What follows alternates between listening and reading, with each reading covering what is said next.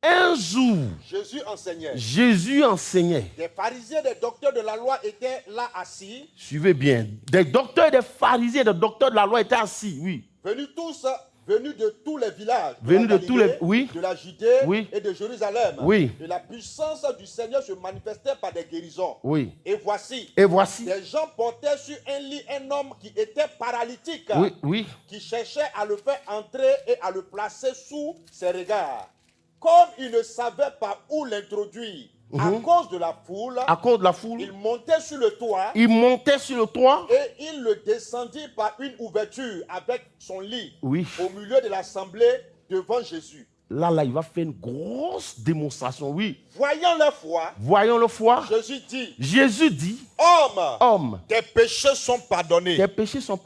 Les scribes et les pharisiens se mirent à raisonner. Ils étaient choqués comme aujourd'hui ceux d'en face. Comment Dieu peut-il venir sur une apparence physique? Ils sont choqués. Regardez ce que Jésus dit. Et a dit, qui est celui qui profère des blasphèmes? Qui peut pardonner les péchés si ce n'est Dieu seul? Jésus connaissant leurs pensées, prit la parole et leur dit. Il va faire une démonstration. Soyez attentifs. Quelle pensée avez-vous dans vos cœurs? Lequel est le plus aisé de dire? Il dit, lequel est le plus aisé de dire? Tes péchés te sont pardonnés. C'est là où ça dit, je suis tombé en syncope. C'est-à-dire, face contre devant le Seigneur. C'est-à-dire, je me suis jeté en même temps. Ce passage-là, non. C'est-à-dire, lequel est le plus aisé de dire? Il dit, lequel est le plus aisé de dire? Tes péchés te sont pardonnés. Rodrigue. Ou de dire, lève-toi et marche. Or, afin que vous sachiez que le Fils de l'homme a sur la terre le pouvoir de pardonner les péchés. Aux hommes les péchés. Je te l'ordonne maintenant. Dis au paralytique. Lève-toi. Prends ton lit et va dans ta maison. Et à l'instant, il se leva en leur présence, prit le lit sur lequel il était couché et s'en alla dans sa maison. Glorifiant Dieu. Alléluia. Waouh. C'est-à-dire ici, là, j'ai trop aimé ce passage. Amen. Parce que il dit à un homme, tes péchés te sont pardonnés. Les gens sont scandalisés. Qui est cet homme qui dit à un autre homme, à son semblable? C'est pourquoi à l'église évangélique, on ne construit pas des petites cases, on ne s'assoit pas dedans pour t'écouter et puis te dire, mon enfant, tes péchés se sont pardonnés. Parce que nous, on n'en a pas le pouvoir. Mais nous, on te dit plutôt, repens-toi. Amen. Et Dieu t'accordera sa miséricorde. Il dit, parce qu'ils étaient en train de dire, il n'y a que Dieu seul qui puisse pardonner. Amen. Qui est-il pour dire, tes péchés te sont pardonnés? C'est du blasphème. Jésus a dit, il n'y a pas de problème. Nous tous, on sait que le salaire du péché, c'est la mort. Non? C'est certainement parce qu'il a péché qu'il s'est retrouvé dans cette situation.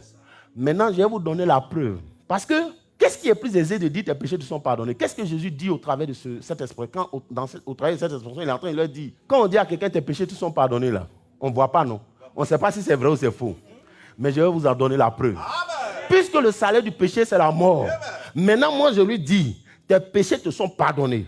Certainement, c'est à cause de son péché, il est condamné, non? Maintenant, je dis, ses péchés lui sont pardonnés. Et je vais vous donner la preuve. Maintenant, prends ton livre. Parce que quand je dis, tes péchés te sont pardonnés, là, ça paraît simple, ça paraît facile, non? Ça paraît un peu dilatoire. Mais moi, je vais vous en donner les preuves.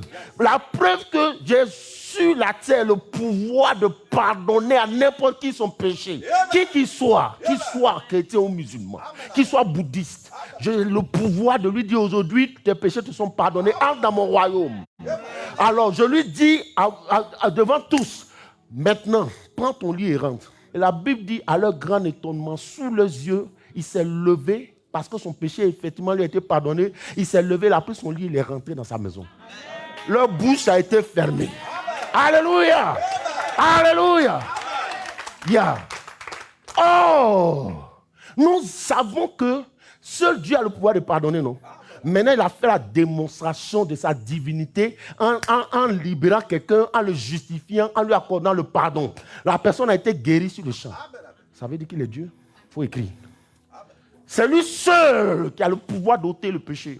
C'est pourquoi Jean, l'ayant vu, en Jean, on dit, voici l'agneau de Dieu qui ôte le péché du monde. Si ton péché est ôté, tu n'es plus condamné. Il s'est levé, il a marché devant tous, glorifiant Dieu. Leur bouche est fermée. Oh, c'est Dieu seul qui a le pouvoir de pardonner, mon Guédé. Donc là, il est Dieu. Parce qu'on l'a vu. Ce n'était pas de la rêverie. Ça ne s'est pas passé en rêve, en vision. Authentique. Dans tous les livres, on sait que le péché nous conduit à la condamnation. Il a donné la preuve. Il dit qui dit mieux. Il a posé la question, qui dit mieux? Il n'y a pas l'homme. Voilà, il se lève, il rentre dessous vos yeux. Ça veut dire que je suis Dieu. Et que, étant sur la terre, je suis Dieu et j'ai le pouvoir de pardonner aux hommes le péché. Qui dit mieux? Levez-vous et parlez encore. Fini.